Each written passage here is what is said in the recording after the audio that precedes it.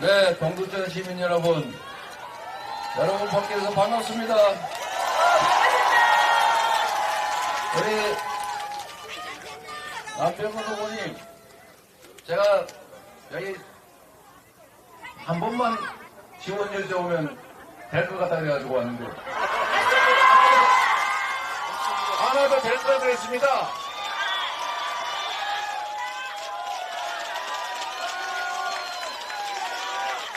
여러분, 남병근 최고야! 네, 제가 지금 제주도부터 전국의 지원 유세를 다니는 중이고 오늘도 계속 경기도 전역을 다니고 있는데 여기 동두천 그 유세에 참여하신 우리 시민분들을 보니까 좀 특이한 점을 하나 발견했습니다. 마분지가 많이 등장하게 했는데 보니까 네. 이거 정말 아주 모범적인 사례 같습니다. 제가 얘기를 하다가 사실 주제를 가끔씩 까먹는데 여기를 보니까 주제가 너무 많은 것 같아요. 네, 아이고 뭐 이런 것도 주시고 근데 일본이네. 일본이네. 빵인데 일본이네. 이재명!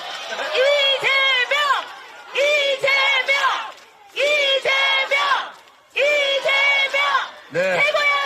여러분 반갑습니다. 혹시 이 중에 연천에서 오신 분 계세요? 그렇게 많지는 않지만 꽤 있으시군요. 근데 제가 연천을 정말 각별히 관심이 있어서 여러분 기억하시겠지만 연천에 청산면이라고 있죠.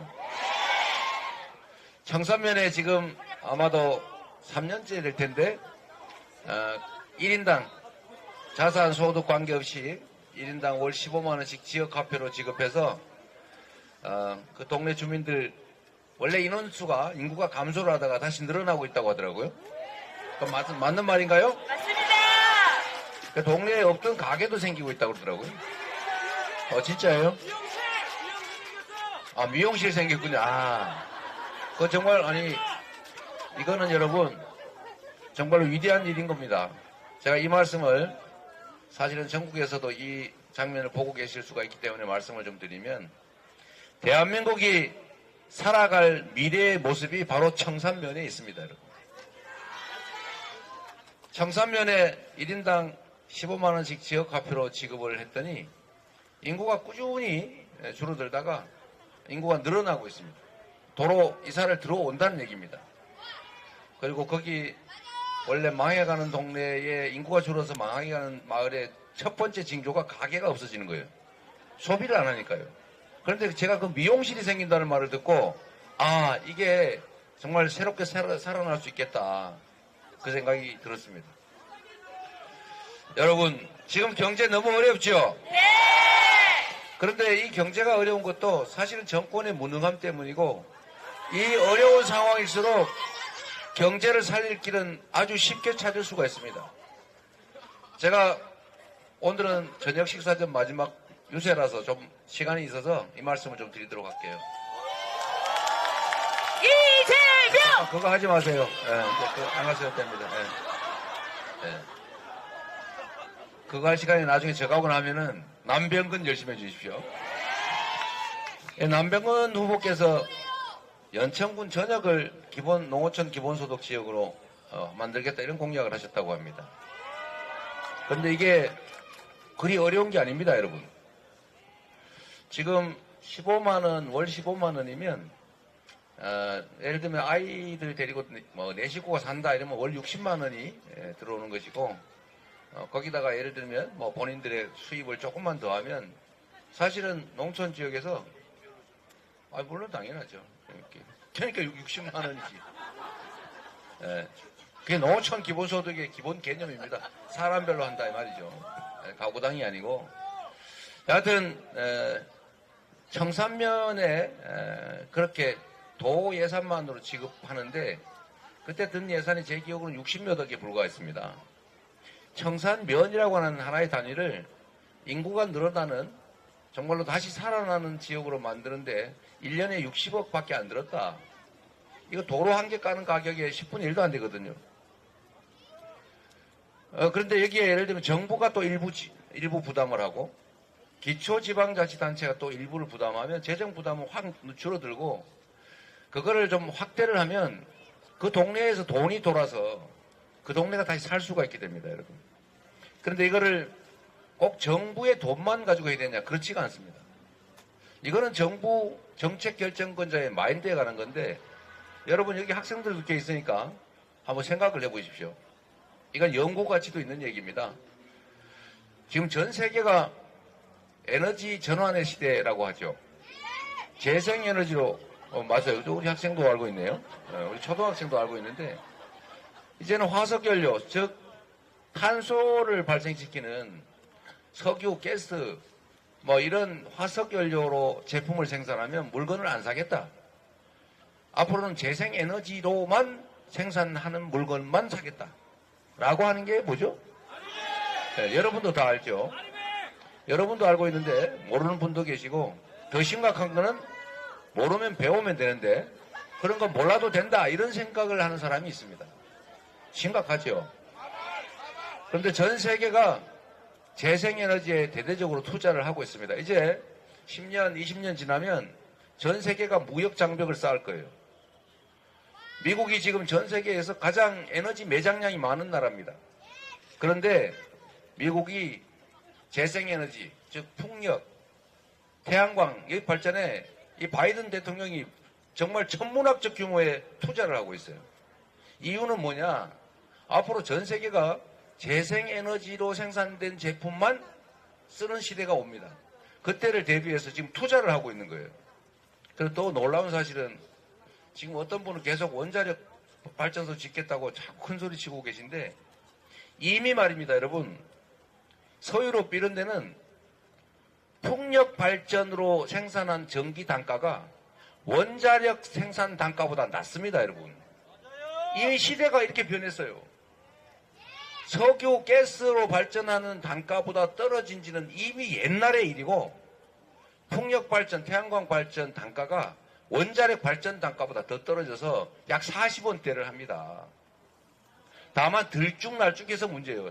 햇빛이 강할 때는 많이, 바람이 셀 때는 많이 있는데 바람이 없으면 생산이 안 되는 어려움이 있는데 이럴 때만 조정을 해주면 되는 겁니다, 여러분.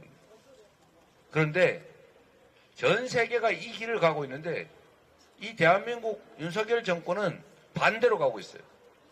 전 세계가 재생에너지 생산 목표를 정할 것 아닙니까? 2050년까지 50%, 70%.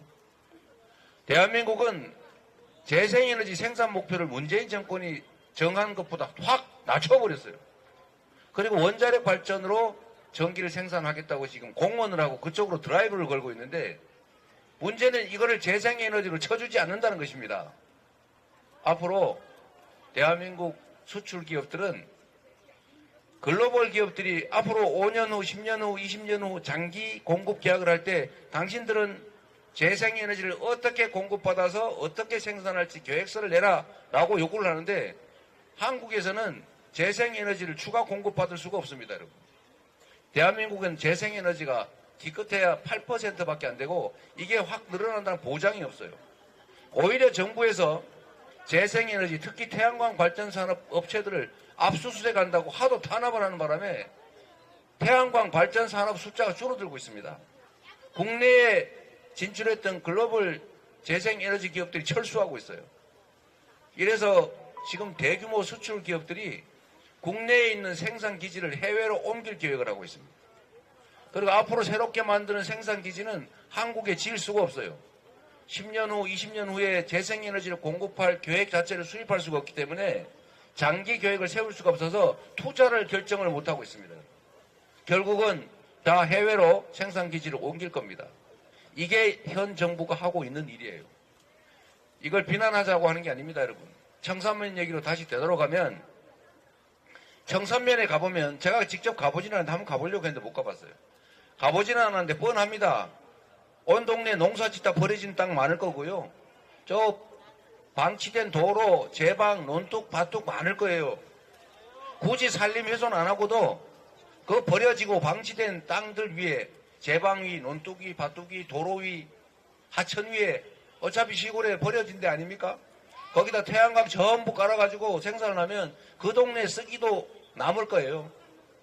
그러면 이거를 필요한 만큼은 쓰고 나머지는 전기회사에서 도로 팔면 농사 짓는 것보다 훨씬 많이 남습니다, 여러분. 농사를 지어서 벌 수 있는 돈보다 태양광 발전을 해서 생기는 수입이 몇 배에 해당됩니다, 여러분. 이제는 태양광 농사를 짓는 시대가 왔어요. 그런데 문제가 하나 있습니다. 우리는 전기를 받기만 했지 보내는 전력망이 없어요. 전기를 지금은 보내기도 하고 받기도 하고, 낮에 태양광으로 발전을 많이 하면 도로 보내고, 밤에 태양광으로 발전을 할 때는 도로 받고, 이렇게 할 수 있는 소위 지능형 전력망을 깔아두면 아무 데서나 대한민국 태백산 산 꼭대기, 저기 저 해변가 바닷가 아무 데서나 생산해서 이 태양에너지 전기를 팔 수가 있습니다. 이게 어떤 효과가 있냐면 일단 에너지 수입 대체를 할 수가 있어요. 석유, 가스 수입하지 않아도 됩니다, 여러분. 얼마나 많은 돈이 절감이 됩니까? 두 번째로 해당 지역은 농사를 짓지 않고도 태양 농사, 바람 농사를 지어서 먹고 사는 길이 열립니다. 그런데 이 농사는 서울 도심에서는 할 수가 없어요. 결국 지방에서 해야 됩니다. 지방이 살아날 길이 열리는 것입니다, 여러분. 그리고 또 한 가지 있습니다.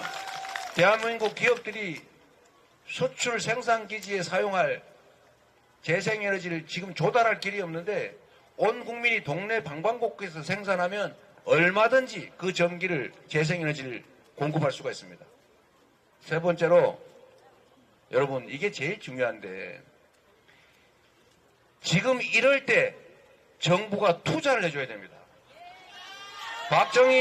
박정희 정권 시절에 산업화 고속도로를 깔았잖아요. 물론 비난도 많고 평가도 다양합니다만 전국에 고속도로를 깔았기 때문에 대한민국 국토가 개발이 됐던 거예요. 그걸로 소위 산업화의 기초가 닦였습니다. 그 다음에 김대중 대통령이 앞을 내다보고 앞으로는 IT의 시대가 온다라고 보고 정보통신망을 깔기 시작했어요. 정보화 고속도로를 전국에서 깔았던 겁니다. 그래서 지금 대한민국 IT 강국이 됐어요. 전국 어디서나 세계에서 가장 빠른 통신을 하지 않습니까, 우리가? 그게 대한민국 기업들의 산업의 경쟁력입니다. 그걸 기초로 문화도 발전했죠. 이제 뭘 해야 되느냐? 대한민국 전역에 에너지 고속도로를 깔아야 합니다. 그래서 전국 어디서나 에너지를 생산해서 공급할 수 있도록. 화력발전소 지어가지고 주변 사람들 고통 겪을 필요 없어요. 석탄발전소 이런 걸로 싸움질할 필요 없습니다. 원자력 발전소 때문에 수십 년, 수천 년간 우리 강토 오염될 걱정하지 않아도 돼. 대한민국에 흔하고 흔한 게 태양이고 바람입니다, 여러분.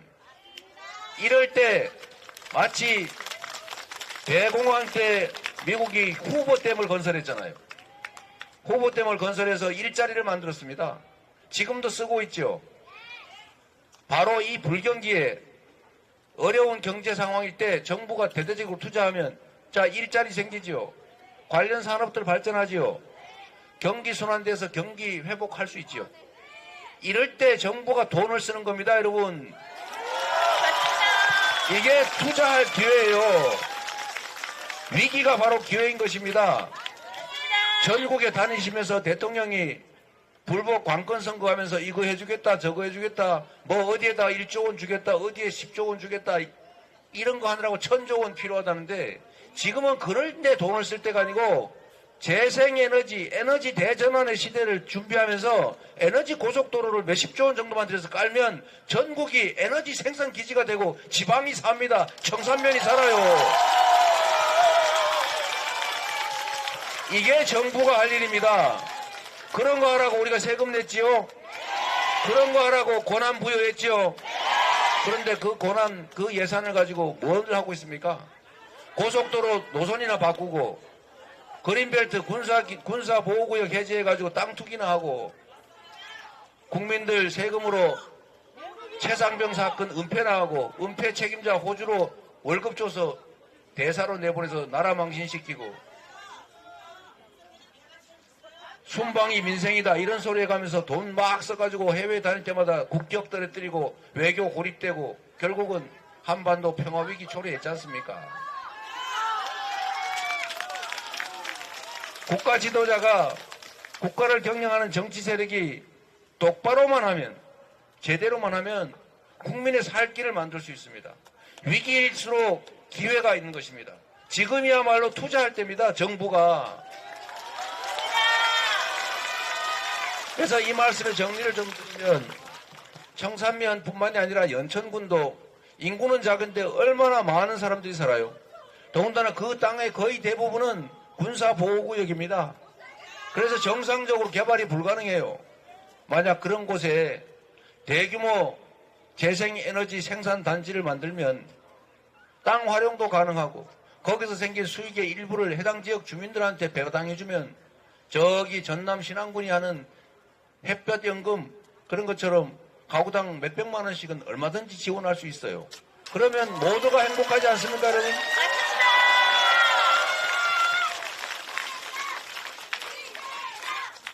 얼마든지 할 수 있는 이런 좋은 일들을 놔두고 대체 무슨 생각을 하는지는 모르겠는데 오로지 하는 일이라고 하는 게 야당 탄압하고 국민들 괴롭히고 경제 망가뜨리고 민생 파탄 내고 한반도의 군사적 대결 긴장 격화시키고 결국 민주주의도 파괴해서 대파는 선거 투표소에 데리고 오지 마라. 대파는 발레 파킹 시키고 들어가라. 이런 황당한 세계의 웃음거리 이상한 일을 하고 있지 않습니까, 여러분? 여러분, 정치가 뭐겠습니까? 다 먹고 살자고 하는 일 아닙니까? 한반도의 평화와 위기가 오면 이 접경 지역에 군사적 긴장이 높아지면 땅값도 떨어지고 살기 어려워지잖아요. 한반도에 군사적 긴장이 높아지면 해외 투자자들이 빠져나갑니다. 주가 떨어지지요. 당연히 경제가 나빠집니다. 외교 잘못해가지고 국가들 간의 우호관계가 아니라 적대관계가 형성이 되면 기업들의 수출 판로가 막혀요. 외국 사람들이 한국 상품 잘 안 살려고 해요. 그러면 결국 기업들이 적자를 내고 수출을 적자나고 그래서 결국 또 경제 나빠져서 그 고통은 우리 국민들이 겪는 것입니다. 우리 국민들의 삶에 관계없는 게 하나도 없어요. 여러분, 입 틀어막고 칼틀막하고 협박하고 언론 봉쇄하고 겁주고 압수수색하고 맨날 세무조사한다고 겁줘서 사람들 굴복시키면 그래서 독재화가 진행된다고 전 세계에 평가를 받으면 그런 독재적인 나라, 예측 불가능한 불합리한 사회에 그런 나라에 누가 투자하겠습니까? 그것도 역시 경제가 나빠지는 원인입니다. 모든 걸 망가뜨리고 있어요. 하던 얘기를 제가 조금만 더 하면 다 먹고 살자는 얘기니까. 신안군이라고 아까 제가 잠깐 말씀드렸잖아요. 신안군수가 저한테 엄청 고마워해요. 맨날 다니면서 신안군수 얘기해가지고. 이름도 아예 알려드릴게요. 바부량이라고. 저하고 같이 이제 단체장도 했던 분이신데요. 이분이 정부하고 싸워가면서 뭘 했냐면 신안군은 여러분 아시다시피 오로지 섬으로만 만들어진 군입니다. 대한민국에 딱 하나 있어요. 그런데 지금 농업지역, 어촌지역이 포함된 시군들은 인구가 줄어들어서 소멸 위험을 겪고 있습니다. 아예 사라지게 생겼어요. 인구가 줄어드는 게 가장 심각한 문제인데 신안군만 인구가 늘어나고 있습니다. 왜 늘어나냐? 그 섬에, 군에, 다른 데 다 줄어들어서 난리인데 딱 이유가 하나입니다. 햇빛 발전소, 소위 태양광 발전 산업 때문에 그렇습니다. 섬이니까 마치 폐처럼 온갖 해안이 엄청 많을 거 아니에요. 얕은 바다, 그리고 방치된 염전 이런 게 많으니까 거기다가 태양광 발전 시설을 유치하는 겁니다. 근데 보통 태양광 발전 시설 유치를 하면 태양광 발전 업체가 들어와서 땅 산 다음에 거기서 자기들만 돈 벌어서 나가니까 주변 사람이 싫어해요. 그런데 이거를 해결을 했죠. 태양광 발전 산업을 하는데 그 지분 중에 약 30%쯤인가를 해당 지역 주민들한테 지분으로 준 겁니다. 안 그러면 허가 안 내준다, 협조 안 해준다 이렇게 압박을 해가지고 결국 기업들은 70%만 나머지 30%는 지역 주민이 갖기로 하고 여기 들어가는 돈은 다 펀드에서 융자를 해줍니다, 여러분. 왜냐하면 대한민국에서 재생에너지가 부족하기 때문에 판로가 확보가 돼 있거든요. 그리고 몇 년 동안 얼마 가격으로 사준다고 보장이 돼 있습니다. 그냥 땅 짓고 헤엄치기 쉽게 말하면. 그래서 거기는 내가 해당 지역 주민으로 이사회에 참여합니다. 계약서 쓰고 지분 참여하면 돈은 누가 대주고 물론 책임은 내가 지지만 확실히 남는 것이에요. 그래서 거기서 어떤 결과가 나왔냐. 지금 현재는 가구당 많이는 연간 250만 원씩을 지급한대요. 가구당입니다. 연천군만큼도 안 되는 거죠, 사실은. 제가 지금 자랑하는 중입니다. 근데 이걸 앞으로 가구당 500만 원 정도를 지급하게 하는 게 목표라고 하고 태양광 발전소를 조금 몇 개만 더 만들면 얼마든지 가능합니다. 그 신안군에 있는 그 해안 버려진 또는 방치된 땅 중에 요만큼도 안 쓴 거예요. 지도에서 보면 표시도 안 날 정도입니다. 그 정도를 가지고도 해당 지역에 거주하는 주민들한테 가구당 250만 원 정도를 지급하고 앞으로 500만 원을 지급한다고 하니까 전국에서 자꾸 이사를 오기 시작했어요. 너무 많이 와가지고 감당이 안 된다 이거. 그래서 어떻게 했냐. 제가 들어보니까 30세 이하가 들어오면 젊은 사람이 들어오면 바로 지급해 준다. 40세 이상이 오면 1년 있다가 준다. 50세 이상이면 3년 있다 준다. 뭐 이렇게 정했다고 해요. 그런데도 인구가 계속 늘고 있습니다. 줄지 않는 것만 해도 위대한 일인데 인구가 늘고 있어요. 만약에 여러분 정부가 체계적으로 전국에 에너지 고속도로를 깔아서 지능형 송배전망을 깔아서 아무 데서나 전기를 생산해가지고 남는 걸 팔 수 있게 해주면 여러분도 저기 버려진 옛날 태어난 시골로 가셔가지고 논뚝밭둑에 길가에 노는 논밭에 거기다가 태양광 발전시설을 해놓고 낮에는 그냥 그 전기 쓰고 밤에는 팔고 이러면서 배 두드리고 정말 부자로 살지는 못할지라도 안정적 수입 가지고 행복하게 살 수 있습니다. 아침에 해 뜨는 거 보고 야 저녁 때 해지는 거 보면서 치도 쓰고 푸성기 키워 먹으면서 조금 있는 연금 받아가면서 얼마든지 잘 살 수 있어요. 이런 나라 왜 못 만듭니까? 이게 뭐 엄청나게 많이 돈이 드냐? 그렇지 않습니다. 대통령이 지금 선거 막 두고 23곳인가 전국 다니면서 이거 하겠다 저거 하겠다 약속한 게 1,000조 원이라는데 1,000조 원은 그냥 한 50조 원 정도만 하면 아니 뭐 많이 힘써서 100조 원이라고 치더라도 그거 다 나중에 회수 가능한 안전한 투자입니다. 이럴 때 정부가 보증하고 펀드 만들어서 대대적으로 에너지 고속도로 깔면 그 사이에 일자리도 생길 것이고 돈이 돌아서 우리 경제도 좀 회복될 거고 우리 주머니도 좀 차서 동네 가게에도 매출 올라서 서로 살는 거 아닙니까? 이게 정부가 할 일 아닙니까? 그래서 우리가 누가 시킨 거 아니죠? 여러분 남병건 후보께서 청산면처럼 연천군 전역을 기본소득 농촌 기본소득 지역으로 만들겠다 이렇게 공약했는데 일부에서 아마도 아이고 그게 되겠어? 이렇게 생각하실 것 같아요. 그런데 여러분 어렵지 않습니다. 재원 부담을 일부가 하고 예를 들면 월 15만 원씩 지급하는 게 어려우면 월 10만 원씩만 하든지 아니면 5만 원씩이라도 하면 어떻습니까? 그 시작하고 그 효과가 있으면 늦어가고 그리고 말씀드린 것처럼 연천군 일대를 어차피 특성이 있으니까 노는 땅 활용해서 풍력 발전, 태양광 발전, 재생에너지 산업들을 대대적으로 육성하고 그러면 사실 그 태양광 발전시설 수리하는 사람도 먹고 살아야 되고 관련 산업들이 발전한다 그 말입니다. 불가능한 얘기가 아니에요. 남병헌 후보 한번 뽑아보시라니까.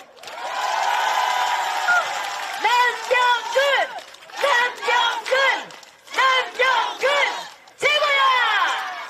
여러분 우리는 사실 정치 권력에 의해서 희망이 생기는 그런 나라 잘 살아보지 못했어요.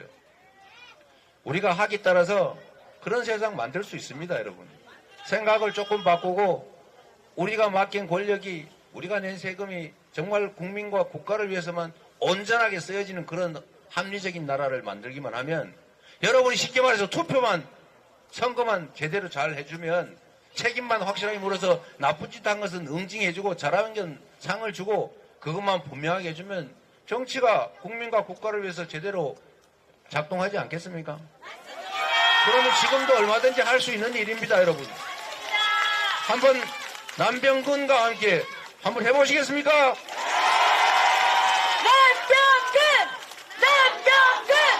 남병근 최고야. 네, 훈련이 잘 돼 있군요. 열심히 잘 돼 있는데 여러분들만 힘 합쳐서 투표에 참여하고 주변 분들 투표 포기하지 않게 하면 남병건이 이길 뿐만 아니라 여러분들이 이길 것이고 여러분들께도 희망이 생기지 않을까 생각됩니다. 희망을 한번 만들어 봅시다, 여러분. 이재명 최고야! 그거 너무 많이 하지 말고요. 자, 여러분, 그 말고도 드릴 말씀이 많습니다만, 이제 어차피 마분지에다 많이 쓰셨는데, 이런 것도 한번 써주시면 좋을 것 같아요. 투표하면 이긴다. 투표해야 이긴다. 저는 이제 선거운동도 마지막을 향해 가고 있습니다. 그런데, 많은 사람들이 그렇게 생각합니다. 아이고, 뭐 되겠어요. 여기 맨날 우리 수해 때 망언을 했지만, 어차피 그 사람 또 뽑을 건데 이렇게 포기하는 심정이 있을 수 있습니다, 여러분. 그러나 여러분, 이제 동두천, 연천도 바뀌었고 양주의 일부도 포함되지 않았습니까? 이제 여러분이 투표만 참여하시면, 적극적으로 행동하시면 여러분이 원하는 권력 만들 수 있고 그 권력이 여러분들을 위해서 제대로 일 잘하는 그런 세상 올 수 있습니다. 여러분도 할 수 있습니다, 여러분.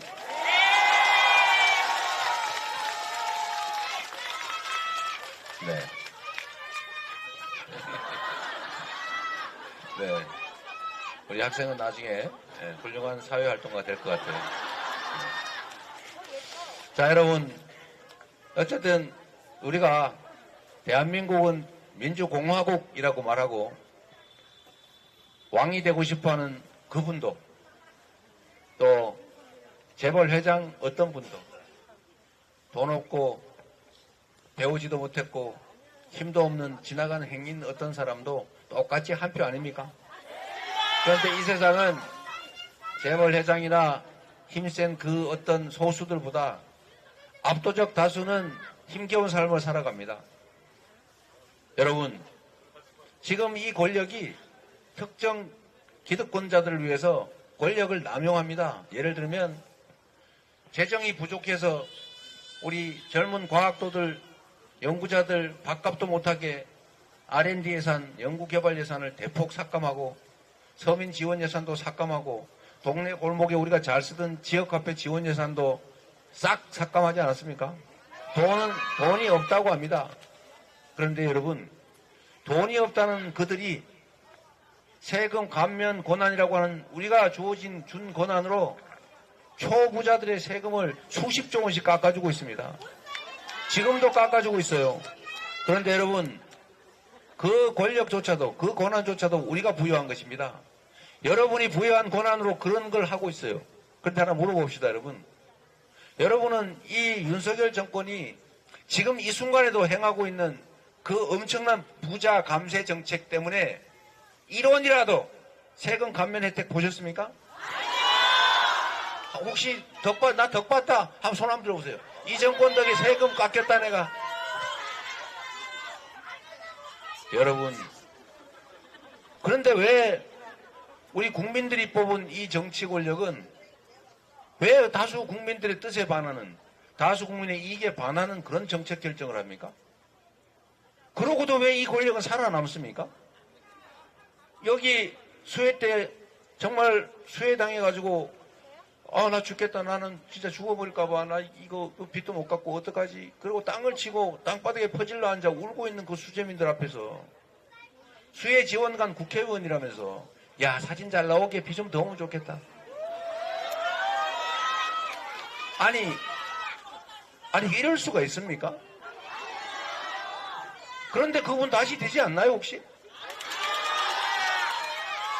제가 보기엔 통계적으로는 다시 될 가능성이 높다고 해요.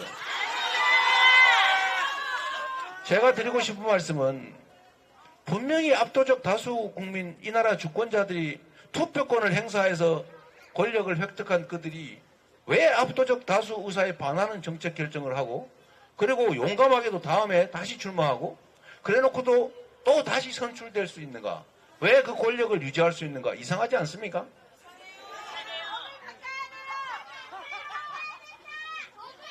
가만히 좀 계셔보세요. 여러분, 이제 그만하세요. 이제 그만. 이제 방해되고 있어요. 자, 여러분, 이유는 여러분도 아시는 것처럼 단순합니다. 주권자의 압도적 다수가 투표하지 않기 때문입니다. 주권자의 4분의 1은 대선에도 참여하지 않고 3분의 1 이상은 국회의원 선거에 참여하지 않습니다. 지방선거 때는 절반이 참여 안 합니다. 이 참여하지 않는 이 포기된 주권은 누구의 몫이냐? 방치되어 있는 것이 아니라 사실은 이 사회를 이미 지배하고 있는 소수 힘센 기득권자들의 몫이 되는 것입니다. 그래서 끊임없이 누군가는 국민들에게 정치는 나쁜 거라고, 정치를 외면하라고, 정치를 혐오하라고 선동합니다. 자세히 보십시오. 그 정치 선동을 하는, 정치적 무관심을 선동하는 그들이 누구인가를. 그들이 바로 국민이 포기하는 주권을 탈취하는 그들입니다. 주권을 포기하는 것은, 투표를, 선거를 포기하는 것은 자신의 삶을 포기하는 것과 같습니다. 우리 다음 세대들의 미래를 포기하는 것과 같습니다. 이 나라 운명이 내 삶에 치명적 영향을 미치는 것인데도 결국 내 발등을 찍는 것과 같습니다. 행동하지 않는 양심은 중립이 아니라 악의 편인 것입니다. 여러분이 행동하면 여러분이 원하는 세상을 만들 수 있습니다. 여러분이 실천하면 여러분이 뽑은 권력이 여러분을 위해 일할 것입니다. 여러분 주변 사람들을 참여하게 하고 행동하게 하십시오. 그게 아이들을 위해서 공부 더 많이 시키느라고 투잡, 쓰리잡 뛰는 것보다, 열심히 돈 벌어서 집 사서 넘겨주는 것보다 훨씬 우리 미래 세대들에게 더 많은 것을 주는 것입니다.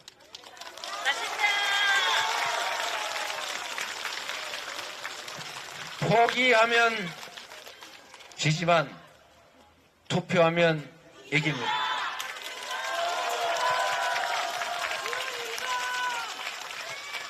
여러분,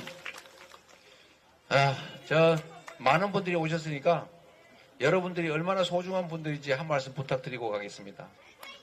가만히 있어. 이제 그만하세요. 충분히 했어요. 자, 여러분, 정말로 중요한 말씀인데, 지금 여러분들은 투표를 할 때 낭만적으로 하십니까? 처절하게 해야죠. 너무나 중요한 일이니까 처절하게 해야 됩니다. 그런데 지금 제가 수없이 말씀드렸던 것처럼 드디어 국민의힘 후보들이 눈물쇼, 엎드려 절하기 쇼를 시작했습니다. 사과한다, 잘못했다, 한 번만 기회를 더 주세요. 앞으로는 더 잘하겠습니다. 이렇게 말합니다, 여러분. 그런데 과거에도 수없이 그랬습니다. 그들의 눈물, 그들의 큰절 사과의 시효는 선거 당일까지입니다. 선거가 지나면 그들은 언제 그랬냐는 듯이 다시 원위치로 돌아갔고, 오히려 그런 경험이 쌓이면 쌓일수록 그런 확신만 더 하게 됐습니다. 아, 우리가 아무리 잘못하고 아무리 나쁜 짓을 해도 선거 때 큰절하고 잘못했습니다, 엎드려 눈물 흘리면 다시 용서받고 다시 기회를 주는구나. 그래서 이들은 지금 지난 2년 동안 국민이 맡긴 권력과 예산으로 국민이 아니라 자신들의 사복을 채웠고, 국민을 겁박했고, 국민을 고통 속으로 몰아넣습니다. 그러고도 진정으로 반성하지 않습니다. 끊임없이 야당을 욕합니다. 여러분, 이런 여당 봤습니까? 아니, 여당이 뭘 하겠다, 야당이 반대하고, 그래서 타협하고, 그래서 야당 보고 발목 잡는다고 욕을 하고 흉을 보는 게 정상인데, 이 정부는, 이 여당은 뭘 하자는 게 없어요. 맨날 야당 욕만 해요. 이재명 욕만 해요. 야당 하는 거 반대만 하고 거부만 해요. 이런 정권 보셨습니까? 도대체 관심을 어디다 뒀는지 알 수가 없습니다. 이해가 안 돼요. 그러고도 다시 권력을 유지할 수 있다면 그들이 국민을 어떻게 보겠습니까? 다음에 더 심하게 할 겁니다, 여러분.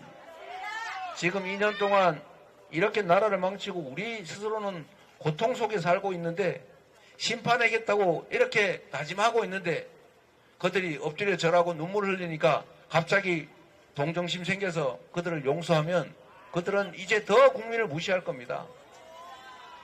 여러분, 우리가 선량한 국민들 아닙니까? 누군가가 눈물 흘리면 공감하고 안타까워하고 동정하지 않습니까?